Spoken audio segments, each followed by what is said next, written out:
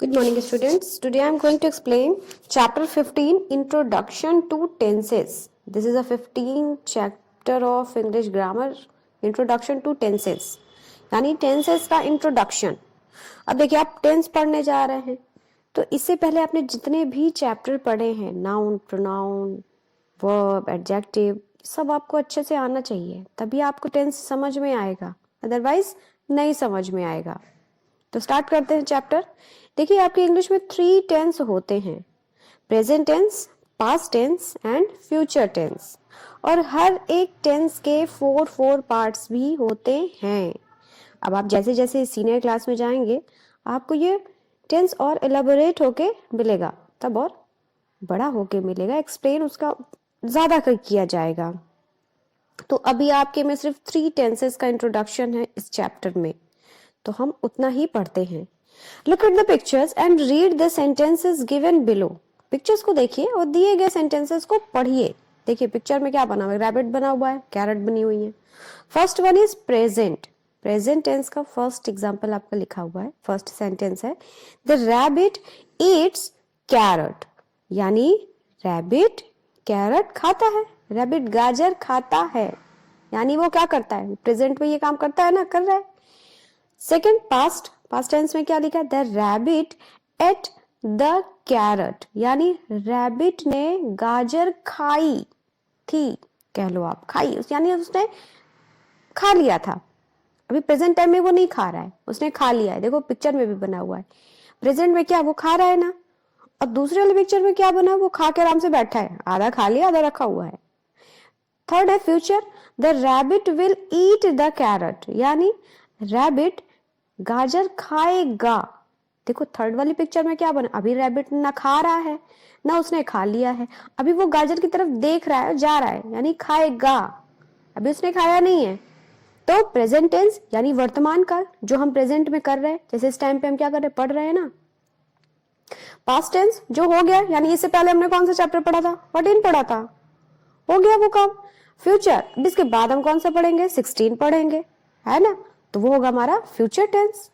अब देखिए present tense में क्या होता है, वर्ब आपने पढ़ा होगा, वर्ब की फर्स्ट फॉर्म यूज होती है, और अगर सब्जेक्ट सिंगुलर है तो वर्ब में एस या ई एस लगा दिया जाता है. जैसे ईट आपका क्या है, वर्ब है ना, ईट मीन्स खाना.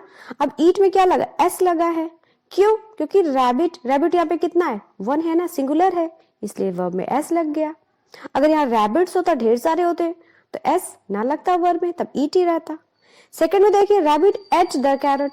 अब एट है, ईट नहीं लिखा है, यानी ईट एट ईटेन, यानी रैबिट ने खा लिया था उसने, तो वर्ब की सेकंड फॉर्म यूज हुई एट. फ्यूचर में the rabbit will eat the carrot, यानी रैबिट कैरट खाएगा. तो फ्यूचर टेंस में क्या होता है, वर्ब में आपका विल लग जाता है वर्ब के साथ, और वर्ब की फर्स्ट फॉर्म यूज होती है. देखो ईट है तो ईट ही रहेगा, इसमें एस या ई एस नहीं लगता है, इसमें आपको वर्ब की फर्स्ट फॉर्म यूज होती है फ्यूचर टेंस में, और वर्ब के पहले विल लग जाता है. ठीक, note down the difference in the verb used in the above 3 sentences. इसमें आपको क्या करना है, जो ऊपर ये सेंटेंस में वर्ब दी गई हूं, इनमें 3 डिफरेंसेस, इन 3 में जो डिफरेंसेस है वर्ब में, वो आपको यहाँ पे लिखना है. The same verb is use in its different forms.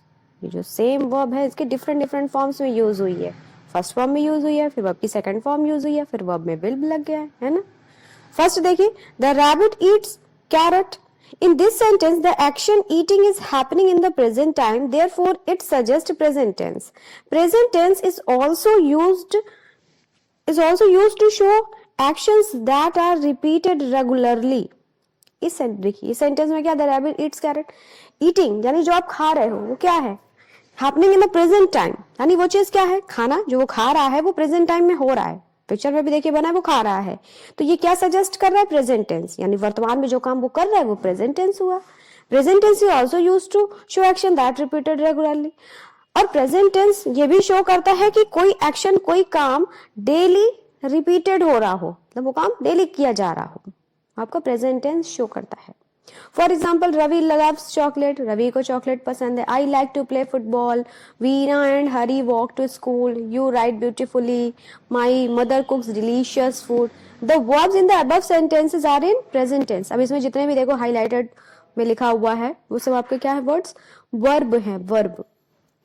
अगर सिंगुलर सब्जेक्ट है जैसे रवि सिंगुलर तो देखो वर्ब में एस लग गया है.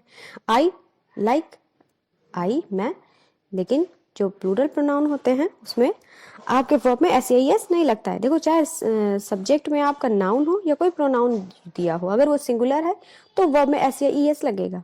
अगर वो प्लूरल है तो वर्ब में एस नहीं लगेगा. ठीक. Second, the rabbit ate the carrot. In this sentences the action eating has been completed.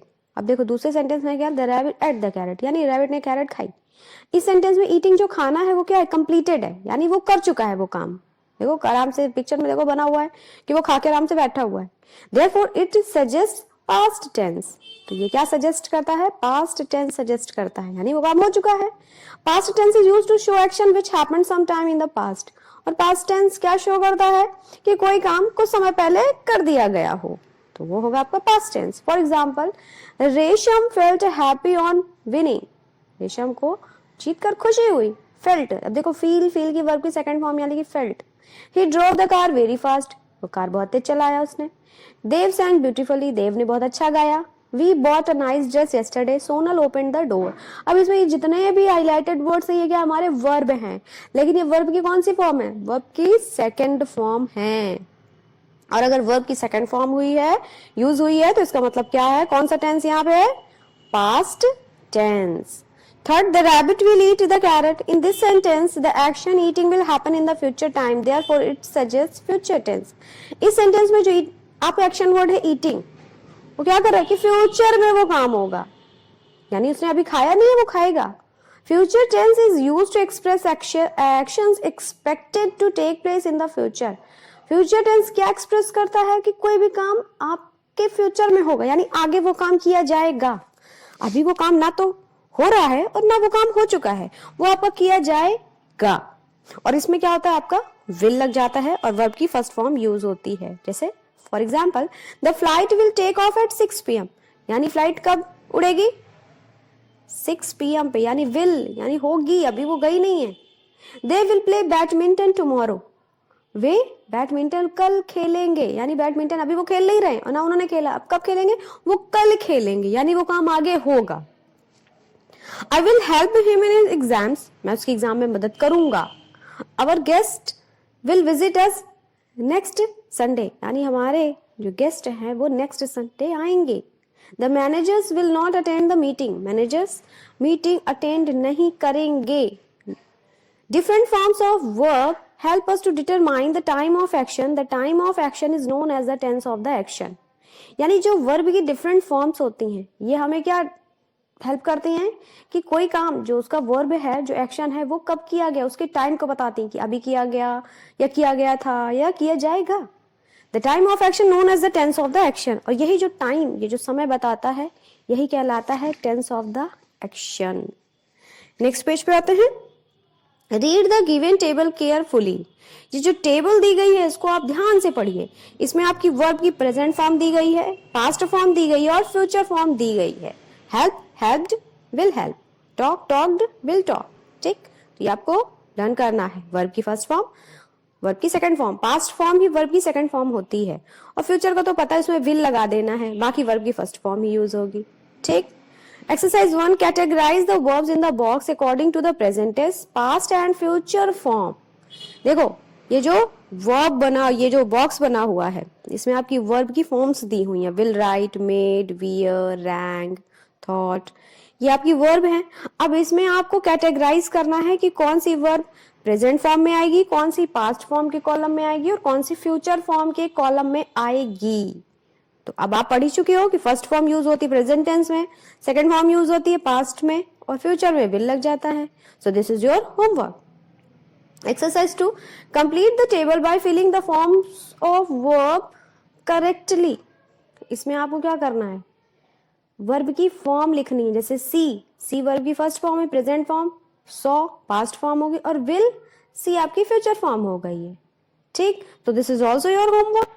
आपको वर्ब की इसमें फॉर्म लिखनी है, आप खुद से करोगे तो वो आपको ज्यादा बेनिफिट होगा। मैं बता दूंगी, आप लिख लोगे काम खत्म, लेकिन जब आप खुद से करोगे ना तो आप उसको कभी भूलोगे नहीं, इसलिए मैं ये होमवर्क दे रही हूँ। Exercise 3, frame sentences using the verbs given below. नीचे वर्ब्स दी हुई हैं, will wash, speak, reached, shine, will wake. इसमें आपको क्या करना है, इन वर्ब का यूज करके आपको सेंटेंस बनाना है। So I will wash my clothes, कुछ भी कर सकते हो, या we will wash my clothes on tomorrow. ठीक, स्पीक है, we should always speak the truth. ठीक, तो this is also your homework. फिर नेक्स्ट में आते हैं crossword connection. Complete the crossword puzzle using the hints given below. देखिए ये पजल्ड होती है, नीचे कुछ क्रॉस, अक्रॉस जो ऐसे सीधे में गए, डाउन यानी ऊपर से नीचे की तरफ जो आए हैं। तो first present tense of opened, opened यानी खोला गया, खोलना, वर्ब की सेकंड फॉर्म ओपेंड हो गई है, तो फर्स्ट फॉर्म क्या होगी, ओपन होगी, है ना। तो 1 नंबर पे आप OPEN फिल कर दोगे। सो this is also your homework, आप खुद से करोगे तो आपका माइंड और भी शार्प होगा, मैंने कई बार बताया है। देखो अगर मैं बता दूंगी कोई फायदा नहीं, मैं बता दूंगी आप कर लोगे काम खत्म, लेकिन आप खुद से करोगे तो वो आपके लाइफ टाइम आपको याद रहेगा, आप कभी नहीं भूलोगे, इसलिए डू इट योर सेल्फ।